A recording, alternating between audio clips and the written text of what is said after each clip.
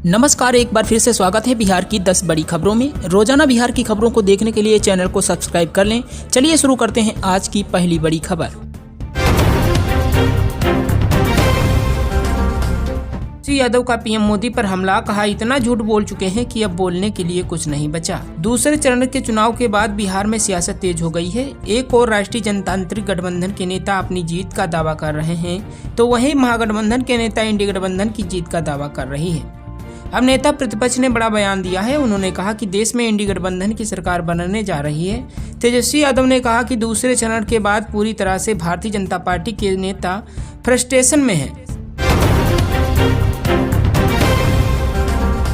बिहार में ओवैसी की पार्टी ने मांझी पर खेल दिया दांव, गोपालगंज से एआईएमआईएम प्रत्याशी। जन लोकसभा चुनाव में एआईएमआईएम ने गोपालगंज से भी अपने उम्मीदवार की घोषणा कर दी है। गोपालगंज सीट से पार्टी ने दीनानाथ मांझी को अपना उम्मीदवार बनाया है। ये घोषणा पार्टी के राष्ट्रीय प्रवक्ता सह युवा प्रदेश अध्यक्ष आदिल हसन एवं बिहार प्रदेश के महासचिव इंजीनियर आफ्ताब आलम ने। इन दोनों नेताओं ने दीनानाथ मांझी को पार्टी का सिंबल भी सौंप दिया है।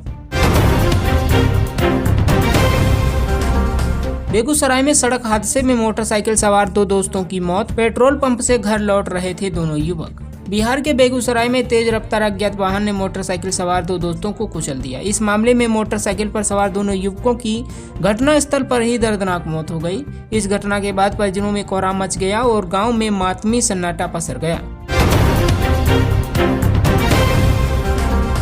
गोपालगंज में गर्मी से बढ़ा पेयजल संकट, नल जल योजना का नहीं मिल रहा लाभ, कई जगह टूटे नल के पाइप। बिहार के गोपालगंज में भीषण गर्मी के कारण शहर से लेकर गांव तक पेयजल संकट गहराने लगा है। लोगों को शुद्ध जल कैसे मिले, इसकी चिंता सताने लगी है। मीरगंज शहर में पेयजल संकट का और बुरा हाल है। अधिकांश हैंडपंपों का जलस्तर काफी नीचे चला गया है। हैंडपंप का जल स्तर नीचे जाने से पेयजल का संकट होने लगा है। शहर में लगे सरकारी चापाकल काम नहीं कर रहे हैं। इससे लोगों को पानी भरने के लिए दूसरे मोहल्ले में जाना पड़ता है। सीवान लोकसभा प्रत्याशी हिना साहब को जनता ने ओढ़ाई माता रानी की चुनरी। नेत्री ने कहा अलग समीकरण बनेगा। लोकसभा चुनाव जैसे जैसे नजदीक आ रहा है, वैसे वैसे सियासी पारा काफी चढ़ता जा रहा है। शनिवार को हिना साहब ने अपने चुनावी दौरे के समय एक बड़ा बयान देकर सियासी गलियारों में हलचल मचा दी। दरअसल पूरा मामला सीवान जिले के पचरुखी थाना क्षेत्र के अतरसुआ गाँव में हिना साहब का चुनावी कार्यक्रम था। यहाँ हिना जब कार्यक्रम में पहुंची तो वहाँ पर मौजूद लोगों उनको माता रानी की चुनरी ओढ़ाकर और फूल मालाओं से भव्य स्वागत किया। उसके बाद हिना साहब ने तमाम लोगों को संबोधित किया।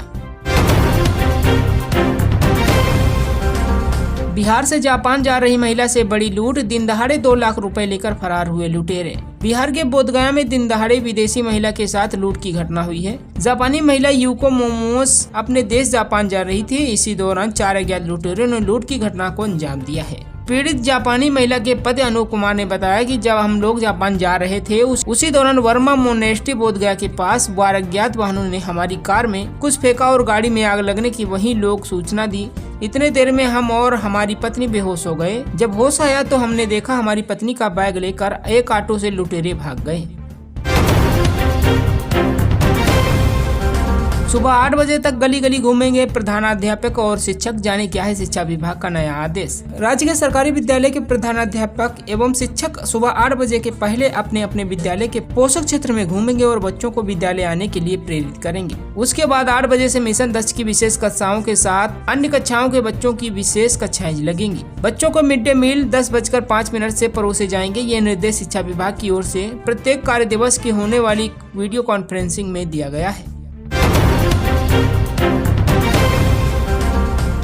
हीट वेव में हीट स्ट्रोक, सन स्ट्रोक से हो सकती है मौत, आईएमडी ने बचने का उपाय बताया। बिहार में तेज और गर्म हवा ने लोगों की परेशानी बढ़ा दी है। आगामी 30 अप्रैल तक राज्य के अधिकांश जिलों में हीट वेव की चेतावनी है।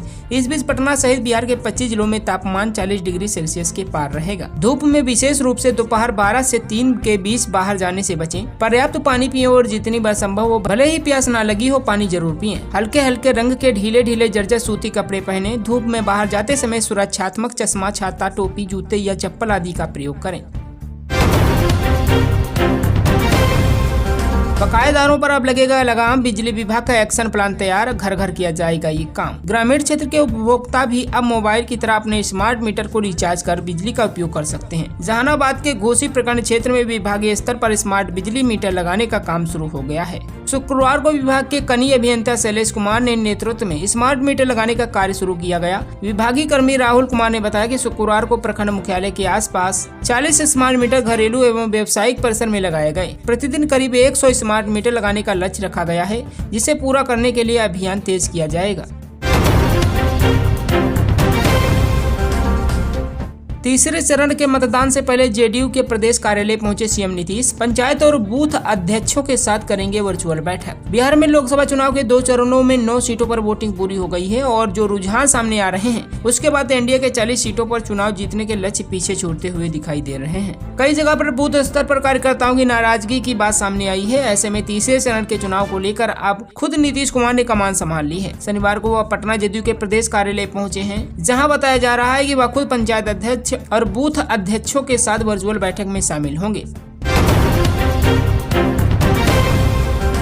लालू की विचारधारा वाली सरकार करेगी गरीबों का विकास, बीजेपी सरकार गिराकर करती है अपमान, मुकेश सहनी। बिहार में तीसरे चरण के मतदान के लिए प्रचार प्रसार तेज हो चुका है। वहीं बिहार के पूर्व मंत्री मुकेश सहनी और पूर्व उप मुख्यमंत्री तेजस्वी यादव लगातार जनसभा को संबोधित कर रहे हैं। इसी क्रम में मुकेश सहनी ने मोदी की सरकार गरीबों की या नहीं अमीरों की सरकार है। वीआईपी सुप्रीमो सहनी ने कहा कि लालू प्रसाद की विचारधारा की सरकार जब तक देश में नहीं बनेगी तब तक गरीबों का कल्याण नहीं हो सकता है। उन्होंने कहा कि बिहार में 17 महीने की लालू प्रसाद की विचारधारा की सरकार बनी तो 5 लाख लोगों को नौकरी मिली तथा जाति गणना हुई और आरक्षण भी बढ़ाया गया। मोदी है तो नौकरी मिलना नामुमकिन है, तेजस्वी यादव का प्रधानमंत्री पर अटैक, बोले डिप्रेशन में एनडीए। विपक्ष के नेता तेजस्वी यादव ने कहा कि प्रधानमंत्री मोदी इतना असत्य बोल चुके हैं कि अब उनके पास बोलने के लिए असत्य भी नहीं बचा हुआ है, इसलिए वे सांप्रदायिक विभाजन के आधार पर वोट मांग रहे हैं। जनता उन्हें अस्वीकार कर चुकी है। तेजस्वी यादव ने कहा कि पहले चरण के मतदान के समय ही मोदी 400 पार वाला नारा भूल गए थे, अब इसकी चर्चा भी नहीं करते हैं। शनिवार शाम पत्रकारों से बात करते हुए तेजस्वी ने कहा कि चुनाव प्रचार से लौटे तेजस्वी ने दावा किया कि केंद्र में एनडीए की सरकार बनने जा रही है। इसका एहसास राजग को भी हो चुका है। 2 चरण के मतदान के बाद एनडीए डिप्रेशन में चला गया है। दरभंगा में मनरेगा की सुस्त पड़ी चाल, 66% योजनाएं अब भी अधूरी, अधिकारी बोले तेजी से किया जाएगा काम। जिले में अब तक सैकड़ों लोगों को मनरेगा या रोजगार मिल चुका है, मगर योजनाओं को पूरा करने में इसकी चाल बहुत ही सुस्त है। चालू वित्तीय वर्ष खत्म होने पर है, मगर 33% योजना ही पूरी हुई है। 2023-24 वित्तीय वर्ष में मनरेगा की कुल 30,861 योजनाओं में से 23,525 योजनाएं अधूरी है, मतलब 7336 ही पूरी हुई है। मनरेगा के तहत ग्राम पंचायत में आवास निर्माण का कार्य, लघु सिंचाई, बागवानी, जल संरक्षण, गौशाला निर्माण, पौधारोपण, बांध, ग्रामीण संपर्क मार्ग निर्माण, बाढ़ नियंत्रण व भूमि विकास सहित अन्य कार्य किए जा रहे हैं।